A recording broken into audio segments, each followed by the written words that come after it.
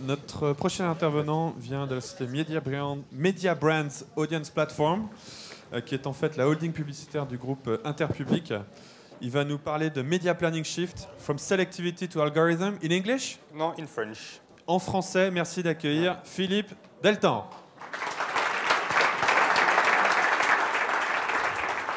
Alors, bonjour à tous. Avant de commencer, pour ceux qui restent, j'aimerais bien faire une petite photo. Je voudrais que vous, c'est pour mon Instagram, je voudrais que vous preniez un air très absorbé et très intéressé par tout ce que je dis avant que la salle ne se vide. Voilà. Hop. Merci beaucoup. Voilà, donc je vais me présenter. Je suis Philippe Deltan. Mon slide est un peu coupé. Donc je suis directeur des stratégies pour Media Brands Audience Platform. Mon Dieu, attendez. Ça va venir. OK. Donc, c'est une agence média. Alors, l'agence média, traditionnellement, c'est quoi? On achète de l'espace média pour des marques. Et donc, c'est essentiellement un métier d'analyse, de négociation, avec des fichiers Excel qui sont ouverts toute la journée. C'est un métier que personne ne veut faire. Moi, j'adore ça.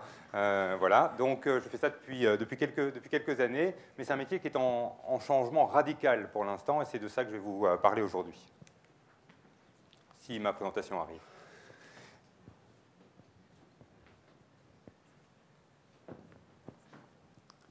Voilà, voilà. On est obligé d'avoir un problème technique. En fait. Oui, voilà, voilà. C'est normal pour une conférence. Ça doit arriver OK. une fois dans la journée. Alors, écoutez, je vais le faire sans les slides Voilà. pour commencer. Ah, voilà. Dans la bonne taille. Très bien, parfait. Bon, d'abord, quelques mots sur moi. Donc j'ai 44 ans, il y a deux choses que je suis incapable de faire, c'est fermer mes lacets correctement et faire des jolis slides. Donc désolé pour les slides. Pour le reste, voilà, j'aime le mauvais cinéma, la bonne littérature, j'adore le sport de combat, j'aime les séries télé humoristiques, surtout Parks and Recreation, et j'adore la cuisine japonaise. Comme ça, voilà, les présentations sont faites. Et je vais vous parler d'abord du rêve que nous avions tous. Donc voilà, moi je suis dans le web depuis que le web existe, et on avait à un moment ce rêve du consommateur qui allait prendre le pouvoir sur le média. On s'est tous dit, voilà, c'est fini, ce qu'on savait sur le marketing, on peut l'oublier, maintenant tout a changé. Et les marques n'ont plus le contrôle de leur propre message. On en revient un peu, mais on avait ce rêve de se dire, finalement, le marketing va devenir viral. Donc, on va lancer une bouteille à la mer, et puis parce qu'il y a 6 degrés de séparation entre les gens, finalement, à très très peu de degrés, on est capable de toucher le monde entier, et donc ces messages vont se diffuser de façon massive. Alors bon, réfléchissons à 2013, quelles sont les campagnes virales dont vous vous souvenez? Je parie qu'il y en a relativement peu, sauf si vous êtes un professionnel, évidemment, du marketing viral. Moi, la dernière dont je me souviens, mais c'est parce que je suis belge, c'est Jean-Claude Van Damme avec son grand écart, voilà, qui est une campagne virale, mais en réalité, elle ne l'est pas tout à fait, je vous expliquerai ça. Bon, la réalité, c'est que, généralement, voilà, on se dit, la viralité, ça va fonctionner. J'ai vu des campagnes virales qui faisaient 100 vues sur YouTube, et voilà, donc au niveau retour sur investissement, c'est pas terrible. Alors, on parlait de 2.0, on n'en parle plus parce que voilà, 2.0 c'est devenu un mot un petit peu ringard. Alors maintenant on parle de inbound marketing, c'est le nouveau mot. Et il y a notamment HubSpot qui sont des éminents représentants de l'inbound marketing, et c'est un métier extrêmement intéressant. Et les gens qui travaillent dans l'inbound marketing ont tendance à nous expliquer qu'il n'y a plus que ça qui marche. Qu'avant on faisait de la pub, mais ça c'était avant. Maintenant plus personne ne veut voir de la publicité, et d'ailleurs de toute façon ça ne marche pas. Alors, c'est en partie vrai, mais malheureusement, quand on regarde les statistiques sur l'inbound marketing, alors qu'on est là avec vraiment, et je le dis sans second degré, un représentant éminent de l'inbound marketing, il fait 1000 vues avec sa vidéo, et il a de la chance parce que la précédente en a fait 170, et la petite pub pourrie juste au-dessus, elle en a fait 97 000. Voilà, donc ça remet un petit peu peut-être l'église au milieu du village par rapport à l'inbound marketing. Après, il y a plein de raisons. On peut dire que les 1000 personnes sont beaucoup plus engagées que les 97 000, mais néanmoins, je pense que du point de vue business, il y a quand même une question à se poser au niveau du résultat. Alors, je pense que c'est intéressant de revenir à la base et de se dire, mais pourquoi on fait du média? On fait du média en fait pour 6 raisons. C'est-à-dire qu'on va chercher 6 leviers, pas toujours les 6 leviers dans les mêmes campagnes. Donc à l'intérieur d'une campagne, on peut travailler sur un seul levier, mais on va travailler sur la notoriété de la marque. Est-ce que les gens connaissent ma marque? Alors cette notoriété, elle peut être top of mind. Citez-moi une marque de voiture. Elle peut être spontanée. Citez-moi toutes les marques de voitures que vous connaissez. Et elle peut être aidée, c'est-à-dire que voilà, vous ne m'avez pas cité par exemple la marque Kia, je vous demande si vous la connaissez. Et donc on va essayer d'influencer ça. La notoriété de la marque, c'est important. L'association du message à la marque, est-ce que les gens aiment la marque? Donc, est-ce qu'il y a de sympathie? Est-ce que les gens considèrent la marque? Donc, vous avez vu ce mot dans la présentation eBay, la considération, c'est est-ce que les gens shortlistent ces marques dans les marques achetables, l'intention d'achat et la vente. Et il y a une science du média. Alors, voilà, je vous disais, on a beaucoup d'Excel et donc on sort beaucoup de statistiques et on mesure, par exemple, et là c'est un exemple du secteur bancaire, qu'il y a une corrélation très claire entre la notoriété et la considération. C'est-à-dire que si à un moment on arrête de faire des investissements, on va perdre en notoriété et la considération va diminuer. Alors, on le mesure et donc c'est intéressant de se dire qu'il y a un seuil en deçà duquel on ne peut pas descendre en termes de considération. Et ma conclusion par rapport au marketing viral, et si on se dit, voilà, on oublie tout ce qu'on savait de la publicité traditionnelle, bah, c'est un peu la roulette russe, hein, c'est-à-dire que bah, peut-être que ça a marché, mais peut-être que ça n'a pas marché, ça peut mal se passer. Et finalement, c'est de se dire, le marketing viral, c'est se dire, ben, je m'achèterais bien cette belle maison en Toscane, parce que j'ai joué au loto, et il y a quand même une probabilité que je gagne au loto, donc je peux me permettre cet investissement-là. Voilà. Et le marketing viral, il y a un petit peu ce travers-là, c'est-à-dire qu'on ne sait pas. Et personne n'a trouvé le secret du marketing viral, sinon il serait milliardaire aujourd'hui. Parce que j'ai essayé, j'ai fait des campagnes virales, j'en ai fait qui ont bien marché, j'ai eu des flops, et j'ai eu plus de flops que de campagnes qui ont bien marché, malheureusement pour moi. Et on a un petit problème parce que bon, il y avait la viralité d'un côté, et puis on a dit oui, mais la viralité, bon, effectivement, il faut être plus dans le seeding, dans l'engagement, il faut fédérer des fans, et on va faire du community management. Mais le community management, le problème, alors là, c'est un peu une provocation. Je sais qu'il y en a qui vont un peu sourciller dans la salle, mais je considère qu'on peut dire aujourd'hui, voilà, le community management, en fait, c'est mort.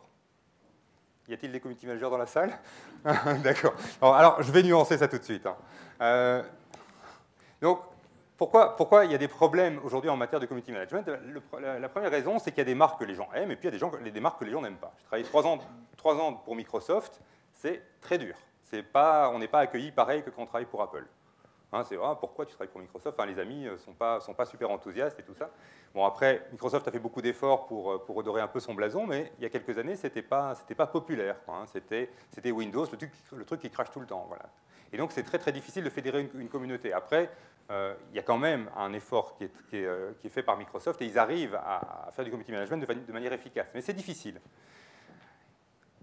Alors, je travaille pour des cuisinistes. Alors, je ne travaille pas pour AEG, mais je travaille pour d'autres cuisinistes. Et ça, c'est très, très difficile parce qu'on achète une cuisine tous les 15 ans. Donc, pourquoi rejoindre une communauté sur Facebook alors qu'on vient d'acheter une cuisine? Parce que de toute façon, on ne va pas reproduire cet acte d'achat avant 15 ans. Donc, il y a aussi des réalités de marché à un moment. Donc, et puis, bon, voilà, si je vous dis que ma cuisine est une AEG, ça ne dit rien sur moi. C'est-à-dire que voilà, je n'ai pas fait un statement par rapport à qui j'étais. Si je dis que c'est une SMEG, là, ça me positionne un petit peu. Voilà, moi, j'ai niqué. Alors, en matière de community management, on a un gros problème, c'est le problème justement de la couverture. C'est-à-dire que Facebook l'admet volontiers. Aujourd'hui, avoir une page Facebook, par exemple, avec 100 000 fans, ne vous permet pas de toucher 100 000 personnes. Hein, globalement, les stats disent que 5% du reach est organique. Donc si vous avez 100 000 fans, vous allez toucher 5 000 personnes avec un post. C'est en fait très peu, parce que réunir 100 000 fans sur une page, c'est déjà un beau challenge, quoi. Donc finalement, faire une campagne, faire de l'advertising pour toucher 5 000 personnes, c'est pas énorme. Donc on a un petit problème de ce côté-là. Et puis, bon, on peut faire de la publicité, évidemment, sur Facebook, et là, on touche à une audience considérable. Et puis, on parle beaucoup de social ads. Mais là, donc, j'ai pris 5 publicités le même jour sur ma page Facebook, et aucune de ces 5 publicités n'est sociale. J'ai juste retiré celui qui dit célibataire, envie de rencontrer des femmes et tout ça, parce que visiblement, Facebook m'a identifié comme célibataire. Voilà, mais en gros, voilà, ici, qu'est-ce qu'on me dit? On me propose des télécoms avec des publicités qui auraient pu être des publicités d'il y a 20 ans. En termes de visuel, en termes de texte, c'est des publicités d'il y a 20 ans. Il n'y a absolument rien de social, ce n'est pas du social media. Et donc, je vais oser une hypothèse qui va me rendre hyper impopulaire, et tant pis. De toute façon, je ne serai plus en Suisse ce soir. Donc, et juste suivez-moi un peu dans cette hypothèse, et si elle ne vous plaît pas, bah, tant pis. Et l'hypothèse, c'est « et si on s'était trompé ?» Si le nouveau web n'avait rien à voir avec le Customer Control, si le nouveau web n'avait rien à voir avec la viralité, et si le nouveau web n'avait rien à voir avec le management des conversations. Alors c'est une provocation de ma part, évidemment, parce que je crois que le nouveau web a beaucoup à voir avec ça, mais je pense que ça n'est pas non plus la panacée. Je pense que le nouveau web, c'est ça. C'est le sigma, c'est le pouvoir du sigma. Et le sigma, c'est quoi? Ben, ce sont les algorithmes. D'ailleurs, on n'a pas beaucoup utilisé le mot aujourd'hui, mais on a parlé d'algorithmes toute la journée.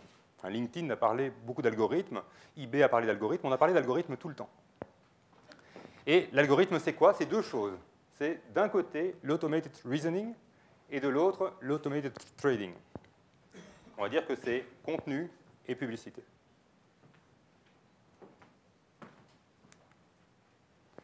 Alors, en termes de contenu, ben, évidemment, on connaît tous Google Hummingbird, c'est-à-dire que si vous faites une recherche sur Google, ben, il y a un algorithme qui va émuler la pertinence. C'est-à-dire que l'algorithme va essayer de penser comme vous.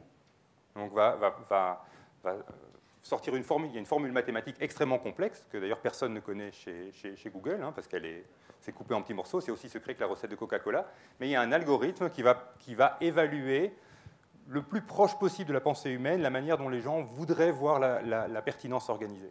C'est ça qui va déterminer le rank d'une page sur Google. On a l'algorithme d'Amazon. Quand on vous propose d'autres produits par rapport à vos achats antérieurs, ben, il y a un algorithme là derrière. Il y a évidemment l'algorithme Facebook qui détermine la façon dont le contenu apparaît sur votre newsfeed. Et donc, comprendre comment fonctionne l'algorithme, c'est pouvoir l'influencer. Et le community management aujourd'hui n'est pas forcément gérer de la conversation, mais c'est maîtriser l'algorithme et utiliser des trucs pour en retirer le plus grand bénéfice possible du point de vue de la marque. Alors, le problème de l'algorithme, c'est si on a un super algorithme, c'est très bien, mais ça ne rapporte pas d'argent. C'est-à-dire que si Google ne fonctionnait que sur le SEO, Google aurait le problème de Wikipédia, c'est-à-dire qu'on proposerait des donations, mais il n'y aurait que ça. Si Facebook fonctionnait sans la pub, ce serait un super site social sur lequel on serait tous, mais on a vu le début de la valorisation boursière de Facebook, ça a été au début un peu compliqué, et moins l'algorithme permet un reach organique, plus Facebook gagne de l'argent. C'est-à-dire que Facebook est obligé, entre guillemets, de casser un peu le rêve pour gagner de l'argent et pour augmenter sa valorisation boursière. Donc, voilà, on parle d'argent, au final. Et donc, tous ces acteurs développent des modèles qui sont finalement basés sur la pub. Et donc, il y a un peu une courbe rentrante par rapport au rêve qu'on avait il y a 5-6 ans, de se dire, voilà, maintenant c'est du 2.0, on va faire des conversations, on va acheter des bouteilles à la mer, et nos fans vont nous trouver de façon très, très naturelle. Mais l'advertising est également en train de changer. Alors, comme je suis dans le web depuis longtemps, je me souviens très bien du jour où quelqu'un m'a dit « Tiens, il y a un nouveau truc qui est sorti qui s'appelle Google. » C'était un nouveau site, parce que Google, ça a quoi? Ça a 15 ans. J'étais déjà actif dans le digital avant. Et on avait un truc qui s'appelait le Yahoo Index. Est-ce que quelqu'un se souvient du Yahoo Index? Il y a quelques mains? Oui, je vois quelques souvenirs. Okay, donc le Yahoo Index, c'était manuel. C'est-à-dire que vous aviez un site web, il fallait envoyer un message à Yahoo.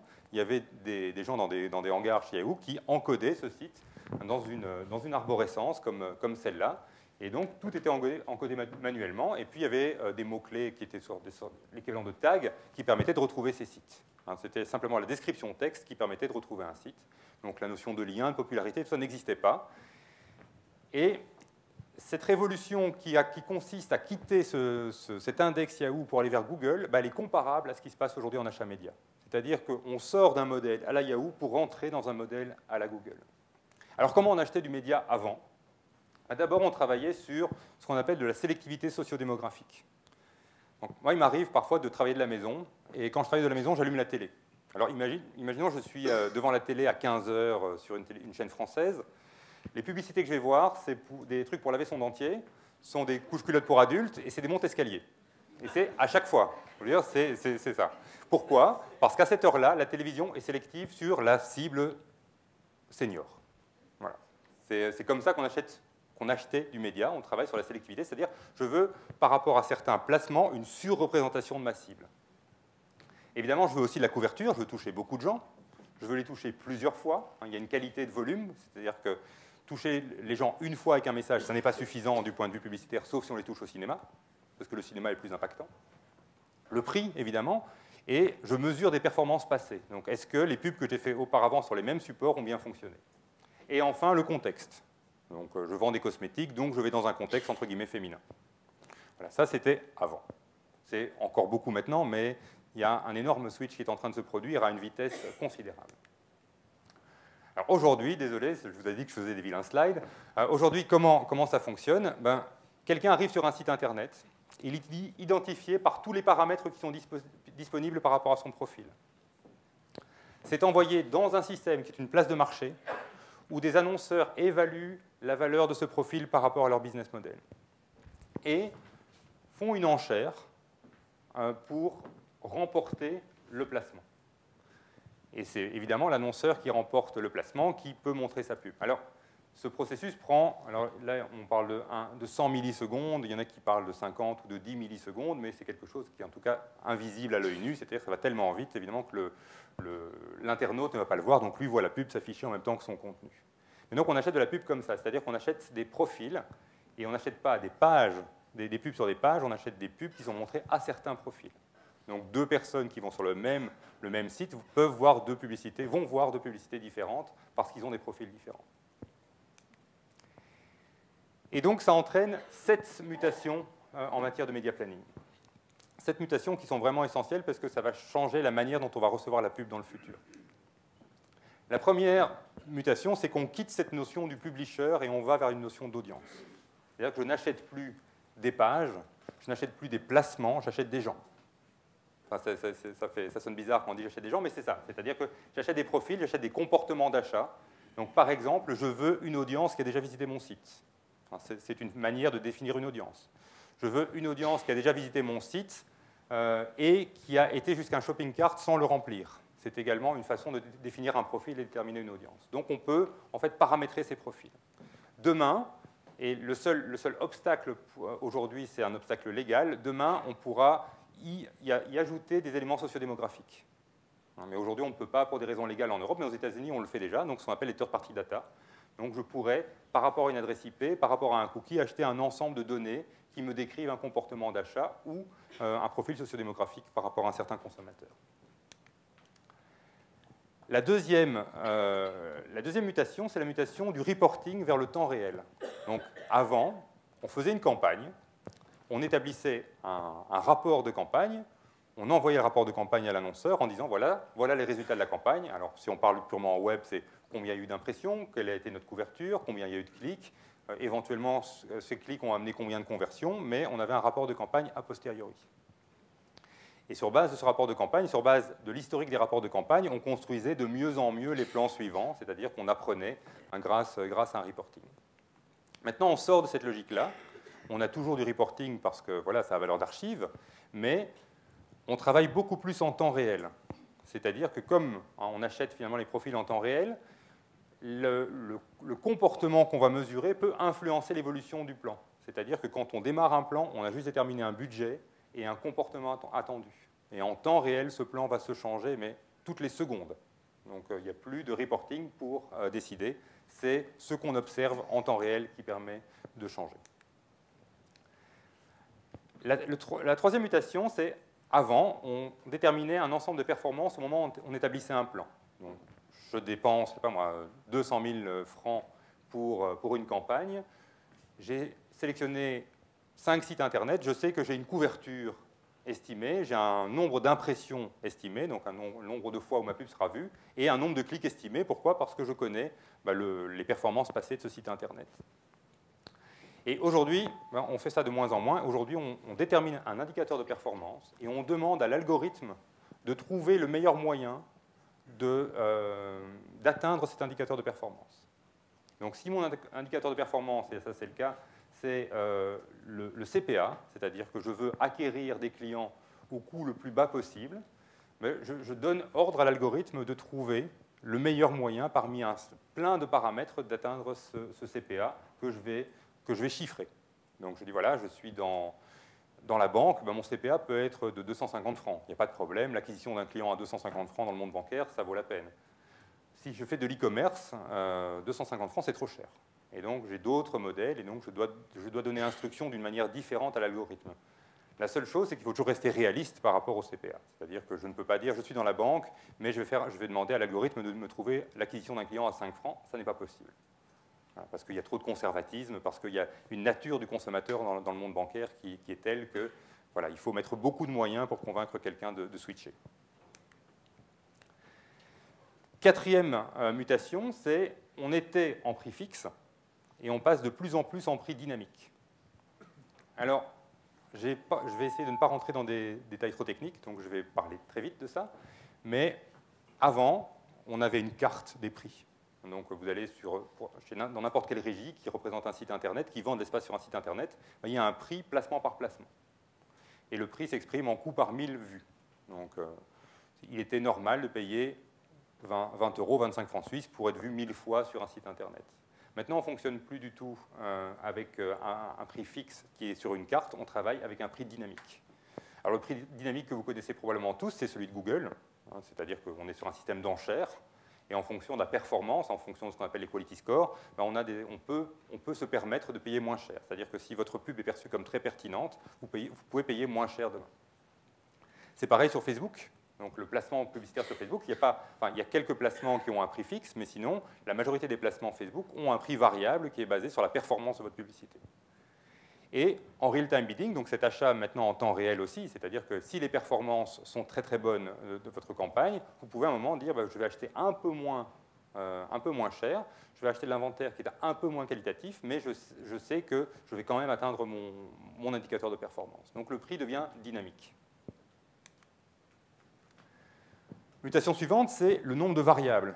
Quand on fait un plan de manière manuelle, on gère quelques petites variables. Donc voilà, je peux changer je peux travailler sur 2 ou 3 variables. L'algorithme que nous utilisons pour l'achat publicitaire, par exemple, en real-time bidding, on utilise 1800. Donc il y a 1800 variables que l'algorithme va utiliser pour optimiser le plan et permettre le mieux possible l'atteinte de l'indicateur de performance. D'un point de vue plus inbound marketing, on quitte la notion de viral et on rentre beaucoup plus dans une notion qu'on appelle le seeding. C'est-à-dire que Jean-Claude Van Damme, évidemment que la vidéo avait une valeur de partage. Et donc, il n'a pas fallu dépenser beaucoup d'argent pour que cette vidéo soit vue. Est-ce que vous connaissez aussi toutes les pubs, vous connaissez tous les pubs Evian avec les bébés, par exemple? Donc, ça fait 100 millions de vues sur YouTube. Mais il faut savoir, et ils ne le disent pas, mais c'est vrai, j'en suis sûr, les premières 3 millions de vues ont été achetées. Pourquoi? Parce que ça permet, en achetant des vues, ces vues n'ont aucune valeur, il y a un taux d'engagement de 0, mais parce que l'algorithme de YouTube dit, voilà, les vidéos qui sont populaires, je vais les pousser sur la home page, ça permet de démarrer après quelque chose qu'on peut appeler du marketing viral. C'est-à-dire qu'il y a un minimum critique à atteindre pour que la viralité puisse fonctionner. Et donc là, on revient à des choses qui sont plutôt du planning traditionnel. Il y a des sociétés qui sont spécialisées là-dedans, qui vont placer la vidéo, par exemple, à des endroits qui sont stratégiques parce que ce sont des placements où le potentiel d'amplification virale est important. Et puis, on peut simplement acheter des vues de façon extrêmement dirty. Vous pouvez acheter des vues au Bangladesh, ça coûte rien. Et c'est vraiment les acheter au Bangladesh, ce n'est pas une boutade. Ça coûte, je pense, ça doit coûter un truc comme 5 000 francs pour 1 million de vues. Donc c'est pas cher, c'est moins cher que la télé. Mais évidemment, ce sont des fausses vues. Donc là, le seul intérêt, c'est de nouveau être placé sur la homepage de YouTube et là, démarrer quelque chose de viral. Donc si la vidéo n'a aucun potentiel de partage, ça ne sert à rien de rentrer dans ces stratégies-là. C'est uniquement parce qu'elle a un potentiel de partage que vous allez rentrer dans ce type de stratégie. Et j'ai gardé la plus compliquée à expliquer pour la fin, c'est... donc on quitte quelque chose, c'est un mot qu'on a entendu beaucoup aujourd'hui, on quitte une logique de silo. On achetait site 1, site 2, site 3, de façon quasiment indépendante, sans penser à l'interrelation entre ces sites, à des écosystèmes. Alors, dans notre jargon, on appelle ça les écosystèmes POE ou EPO pour les cyclistes. Donc c'est Paid, Owned, Earned. Donc c'est le média payant, c'est le média que je possède, que je contrôle, et c'est le bouche à oreille. Et tout ça rentre dans nos architectures de campagne aujourd'hui. Si je travaille par exemple pour Coca-Cola, si Coca nous demande de faire une campagne, on va travailler de manière architecturale. Donc on va faire une architecture de campagne qui ressemble, alors ça c'est ça c'est un truc de Big Bang Theory, mais qui ressemble à ça. C'est-à-dire que nos slides chez Coca ressemblent à ceci. C'est-à-dire qu'on voit l'interrelation. C'est-à-dire qu'on va regarder quelle est l'amplification. On fait une campagne en télé. Qu'est-ce qu'on fait sur les réseaux sociaux qui rentrent en écho avec la campagne télé? Qu'est-ce qu'on fait sur YouTube pour gagner du reach additionnel? Est-ce qu'on achète des vues pour permettre un partage viral, etc., etc. Donc on est toujours dans des constructions qui deviennent des constructions algorithmiques dans la création de nos plans, ce qui est vraiment quelque chose qui a, dans le monde du media planning, je veux dire, ça a 2 ans. Avant, personne ne faisait comme ça. On travaillait vraiment en ligne par ligne, comme on achète de la télévision maintenant en spot par spot. Et donc, c'est ça, la nouvelle agence média aujourd'hui utilise en fait des modèles, des outils et des systèmes qui permettent de comprendre comment fonctionnent ces algorithmes et, le cas échéant, de devoir amplifier aussi, donc de devoir contourner les faiblesses de l'algorithme pour amplifier, pour atteindre en fait, les objectifs qu'ont fixés les annonceurs. Donc c'est quelque chose qui est très très différent par rapport à avant, où avant, il fallait simplement faire de la performance média, donc acheter le média le moins cher possible, toucher une cible avec le meilleur taux de sélectivité possible. Et donc là, on en est complètement revenu, et donc on est dans quelque chose qui devient de plus en plus algorithmique. Alors, ça peut paraître anecdotique par rapport, parce que voilà, on est dans le web, mais en fait, demain, l'algorithme, et c'est de nouveau, il n'y a pas de barrière, il n'y a plus de barrière technologique pour le faire, il y a simplement des conservatismes et des business models qui sont en train de se protéger eux-mêmes, mais on peut très bien envisager des modèles d'achat publicitaire algorithmique à la télévision demain. La technologie est prête, simplement aujourd'hui une chaîne de télé ne veut pas donner son inventaire comme un site internet le ferait aujourd'hui. Mais on a rencontré énormément de résistance par rapport aux sites internet, notamment les sites de presse, qui disent non, moi mon inventaire il est premium, donc la pub qui arrive chez moi elle est forcément contextuelle. Ah ben non, à un moment les digues craquent et on arrive sur ces modèles algorithmiques aussi en matière publicitaire. Donc voilà, j'espère avoir été clair et si vous avez des questions, je vous écoute.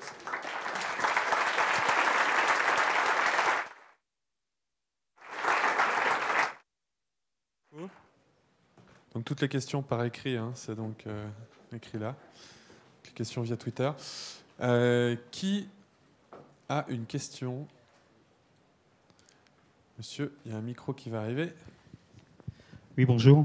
C'est très intéressant, mais toute cette approche basée sur les algorithmes et puis la façon de tricher par rapport à ces algorithmes me fait énormément penser au métier des référenceurs il y a 10 ans.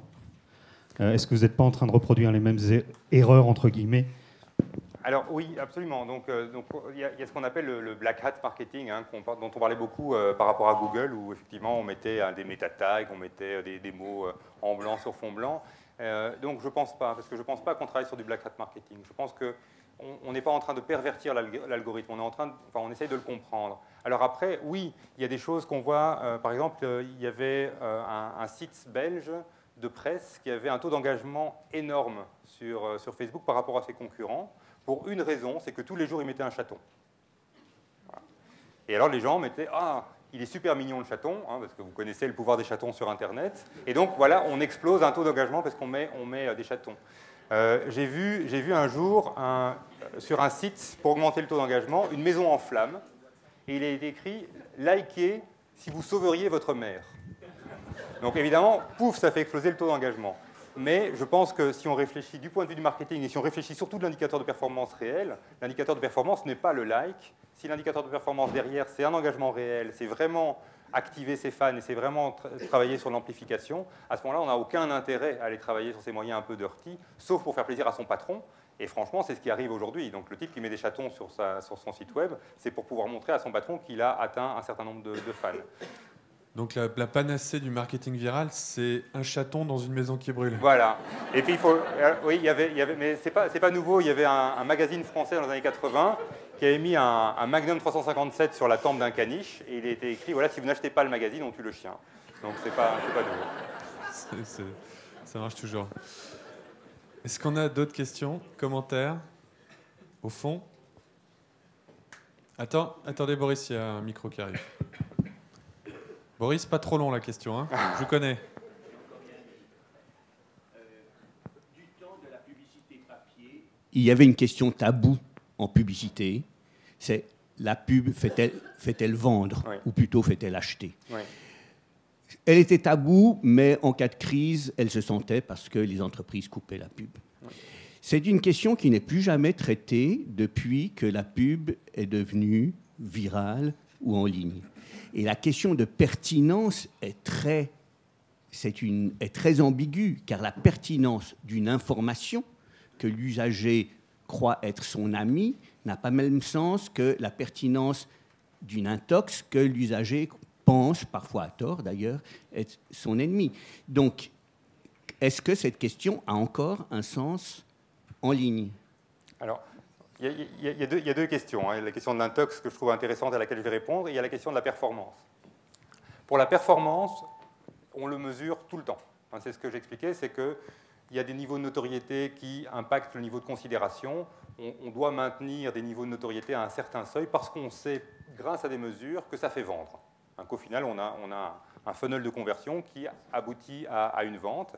Et puis, en digital, il y a énormément de tracking, c'est-à-dire qu'on trace tout le parcours jusqu'à la vente, et donc ça nous permet de mesurer combien on a dépensé pour acquérir combien de clients, ou bien pour faire combien de ventes. Donc le retour sur investissement se mesure de façon extrêmement précise.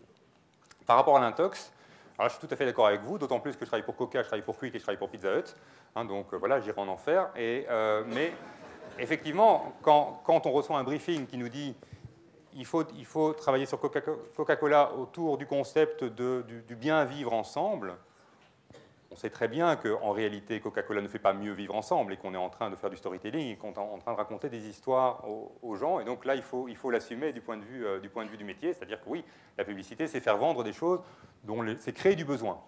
Pour moi, le marketing, c'est ça, c'est créer du besoin. C'est créer probablement un besoin qui n'existait pas auparavant. Et donc oui, il y a beaucoup d'intox, et je pense que notre métier n'est pas de travailler sur la vraie pertinence, le métier est de travailler sur l'illusion de la pertinence, et voilà. Il y avait une caméra là-bas, hein, tout est fait. Oui, il n'y a pas de problème. Est-ce qu'on a d'autres questions? Je crois que mon micro ne marche plus, non. Encore une question? Moi, je vais provoquer aussi, parce que je reviens sur votre diapo « Power to the people ». Donc, ouais. Moi, je me demande ce que vont faire tous les gens qui sont venus sur Internet pour échapper à la pub. Ouais. Personnellement, j'ai arrêté de regarder la télé pour échapper à la pub. Mm-hmm. Et cette intrusion de la pub dans mon monde qui en était free,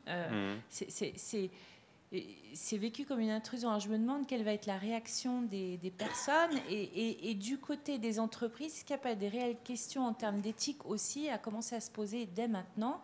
Je veux dire, le partage des données, les cookies, parce que c'est quand même abordé, et on n'a pas du tout abordé le sujet aujourd'hui, ce qui, tout de même, ça m'inquiète venant de cerveaux aussi bien fournis que ceux qu'on a dans cette salle. Voilà, qu'avez-vous à dire là-dessus? Alors, je vais d'abord répondre sur ce qu'on appelle le big data. Hein, c'est un mot très très à la mode. Voilà. Après, c'est un peu comme le CRM il y a 10 ans, hein, donc tout le monde en parle, mais personne ne le fait. Mais le big data, c'est quelque chose, quand on regarde les influenceurs LinkedIn, ils ne parlent que de ça aujourd'hui. Et effectivement, tous les modèles dont j'ai parlé sont basés sur le data. Alors, c'est assez intéressant de regarder un peu les tendances. Hein, c'est souvent un truc qu'on fait au mois de janvier. Hein, on a fini les rapports annuels et ce genre de choses. On a un peu plus de temps en janvier. Et donc, il y a notamment un rapport que je vous conseille, c'est celui de Jewity, donc l'agence publicitaire, qui présente les 100 tendances pour l'année. Et une des tendances consiste à dire qu'il y a des sociétés qui vont baser leur marketing sur le fait qu'elles ne collectent pas de data. Ça deviendra un argument marketing. Si on ne veut rien savoir de vous, venez juste acheter notre produit. Ça pourrait devenir un argument marketing. Je trouve que c'est assez intéressant. Donc il y a peut-être des annonceurs qui vont rentrer dans une logique de non-intrusion comme, je veux dire, acte citoyen. Donc ça, c'est une première chose. La deuxième chose, la pub, est-ce qu'on va pouvoir y échapper? En fait, à un moment, on a cru pouvoir y échapper. Et ça a inspiré un auteur, alors j'ai oublié le nom de l'auteur, mais il a écrit un livre qui s'appelle « The Chaos Scenario », c'est-à-dire qu'il a imaginé que les gens quittaient des médias sur lesquels il y avait de la publicité qui se vendait cher, la télévision, la presse écrite, pour aboutir à des médias où la publicité était absente ou où la publicité se vendait moins cher. Et en fait, il y a une crise économique qui est absolument énorme qui en découle. Et donc, à un moment, est-ce que c'est souhaitable que la pub disparaisse? Du point de vue personnel, peut-être. Du point de vue du tissu économique, peut-être pas. Donc là, c'est une première chose, c'est-à-dire que plus de pub veut dire de la décroissance. Alors après, ça c'est un débat qui est un débat plus philosophique. Est-ce qu'on est pour ou contre la décroissance? Mais du point de vue purement économique, la décroissance, c'est pas souhaitable. Et puis, si les gens sont quelque part et les gens sont engagés, les publicitaires vont arriver. Donc voilà, dès qu'il y a de l'audience, il y a de la pub. Ça, c'est clair. Enfin, on met de la pub partout. On a plus de 1000 stimuli par jour. Est-ce que vous seriez prête à payer pour Google, par exemple? Vous ne payez pas sur Google parce qu'il y a de la pub. Combien vous payeriez par année pour avoir un Google sans pub?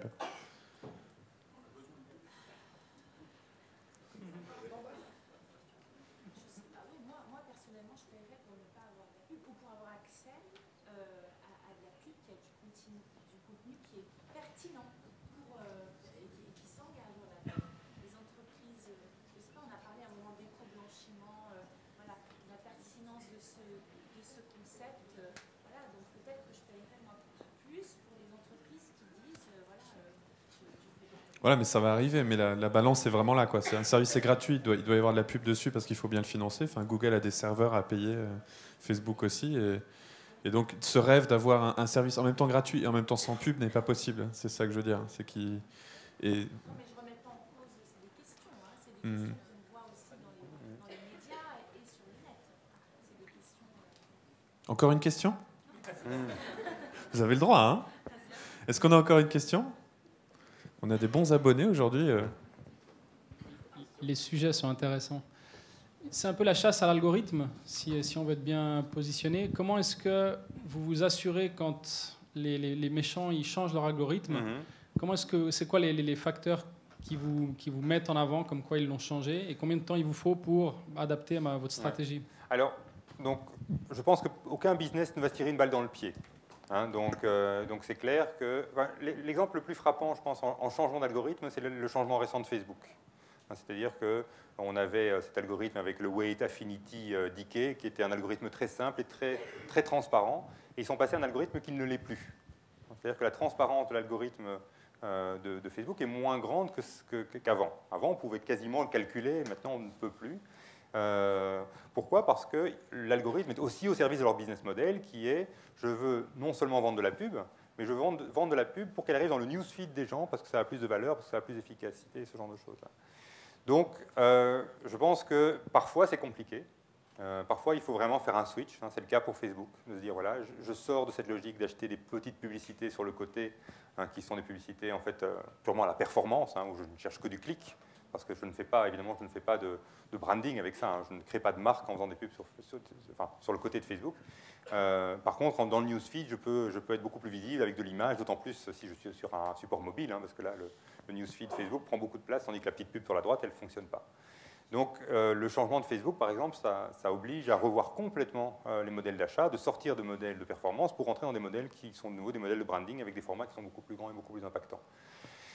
Alors après, on est prévenu en tant qu'agence média, parce qu'on gère quand même beaucoup d'argent, on représente beaucoup d'argent pour Facebook. Il faut savoir qu'en Suisse, par exemple, les agences médias traditionnelles représentent plus d'1 milliard de francs.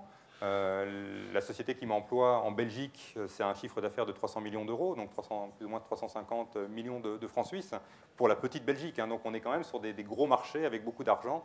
Et donc un support ne va jamais se priver, ne va jamais prendre le risque de fâcher l'annonceur. Voilà, la réponse, c'est ils vont nous prévenir, et ils vont nous expliquer, eux vont nous donner les outils pour mieux utiliser le système et pour l'optimiser en fait. Évidemment, l'optimiser par rapport à leur business model, c'est-à-dire que voilà, ils ont un facteur d'optimisation qui est l'argent qui rentre sur leur compte à la fin du mois. Je vois des gens qui reviennent dans la salle parce qu'ils savent qu'il y a le tirage au sort du deuxième iPad. Ah oui. Hein? Ah, t'es revenu pour gagner un iPad.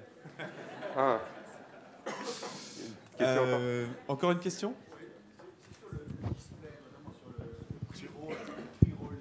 Le micro. Les vidéos pre-roll sur YouTube qui sont particulièrement intrusives. Oui. Est-ce que vous considérez ça, c'est pas quelque chose de définitif, c'est quelque chose qui va sûrement bouger, parce que c'est vraiment... Alors déjà, la façon de l'acheter bouge. Pour l'instant, donc on était dans un modèle à l'ancienne, c'est-à-dire qu'on achetait des profils YouTube donc, par rapport à leurs critères, où on achetait un inventaire par rapport à une thématique, où on achetait du contextuel. Maintenant, on achète ça comme on achète le reste en real-time bidding, c'est-à-dire qu'on va l'acheter basé sur un indicateur de performance et la publicité va être vue en fonction de l'optimisation de l'indicateur de performance. Mais on peut sortir en 5 secondes, mais là, on est obligé de la subir Voilà, alors il y a d'autres phénomènes, notamment il y a un phénomène qui s'appelle le média snacking aujourd'hui, qui fait qu'on consomme du média sur des moments qui sont extrêmement courts, extrêmement brefs, qui laissent penser qu'on arrive à la fin du 30 secondes. S'il n'y a pas un storytelling qui est extrêmement puissant, le 30 secondes, pour vendre une lessive, c'est mort. On va être sur du 10, sur du 15 secondes, voire même sur du 5 secondes, simplement pour travailler sur la notoriété. Et puis, on va utiliser d'autres canaux que la télévision pour être plus engageant, pour faire du storytelling. Donc, deuxième question. Un truc sur le pré-roll pour raconter, il y a encore plus pervers que le pré-roll. Donc, il y a le pré-roll Dailymotion, c'est 30 secondes obligé. Il y a le pré-roll YouTube, c'est au bout de 5 secondes, je peux zapper. Et en général, au bout de 5 secondes, il y a des fois, on reste. Et il y a le site Canal+. Là, c'est encore plus fort. Quand il y a la pub qui vient, si on fait ce que fait tout le monde, c'est on va sur un autre tab pour regarder autre chose, la pub s'arrête. Et elle attend que vous reveniez sur le tab. Et donc, elle vous attend. Elle dit, pas de problème, casse-toi, mais moi, je t'attends. Et vous revenez. Et il faut refaire les 25 secondes qui restaient, quoi. Ça, c'est très, très fort. Hein. Ça, c'est très, très fort. Je ne suis pas un spécialiste des médias, mais j'ai toujours entendu que le real-time bidding en Suisse a beaucoup de mal à s'installer. Le quoi, pardon ? Le real-time bidding a beaucoup de mal à s'installer. Le RTB, comme le RTB. Voilà, mais comme il y a des gens qui ne sont pas dans le domaine, ça serait bien de notamment vulgariser. Cette façon de conceptualiser la publicité en inventaire, en inventaire d'invendus, enfin, qui est une espèce de contradiction. Est-ce que c'est lié à la taille du marché ? Est-ce que c'est lié à la résistance des éditeurs ? Qu'est-ce que c'est d'abord le real-time bidding ? Donc le real-time bidding, c'est ce que j'expliquais, c'est quelqu'un arrive sur un site, il est identifié, et à ce moment-là, il y a une place de marché qui permet à des annonceurs de faire une offre. Donc ça, c'est le principe du real-time bidding. Donc c'est de l'achat publicitaire en temps réel. On n'achète pas un inventaire à l'avance, on achète l'inventaire au moment où la personne se présente dessus. Et donc on achète profil par profil, personne par personne. Ça, c'est le real-time bidding. Alors, en Belgique, ça démarre, mais vraiment comme un... Enfin, je pense qu'on fait 15% du marché après un an. Donc de 0 à 15% du marché après un an, c'est énorme, avec des croissances qui continuent à être exponentielles. La barrière, parfois, c'est certains annonceurs disent « mon inventaire est trop bon, hein, mon contenu est trop bon pour être proposé en real-time bidding ». Ça a été le cas de YouTube jusqu'il y a 2 mois. Et puis, à un moment, l'appât du gain fait qu'ils cèdent et se disent « mais en fait, voilà, mon inventaire, il est hyper bon, mais j'en vends 10%. Je préfère en vendre 100% avec un système de real-time bidding. Finalement, je gagnerais mieux ma vie. Et en plus, je ne dois pas payer une armée de commerciaux pour aller convaincre les régies, les agences médias, mois après mois, d'acheter mon inventaire. Vous pensez que c'est inéluctable ? Je pense que c'est inéluctable parce que, voilà, je pense que l'appât du gain, malheureusement, est ce qui va toujours orienter le marché. Et en l'occurrence, il y a de l'argent à se faire. Et surtout, il y a un retour sur investissement qui est extrêmement mesurable comparé aux autres moyens d'achat. C'est-à-dire que là, on optimise. Si je dis, voilà, mon critère d'optimisation, c'est de l'acquisition client, ma campagne se construit sur base de l'acquisition du client. Alors qu'avant, elle se construisait forcément ou sur de l'affichage ou sur du clic. Et parfois, l'affichage et le clic, je m'en fous. Moi, je veux de l'acquisition. Merci beaucoup. Merci. Pour ces réponses. On va terminer. On n'a pas le temps, désolé.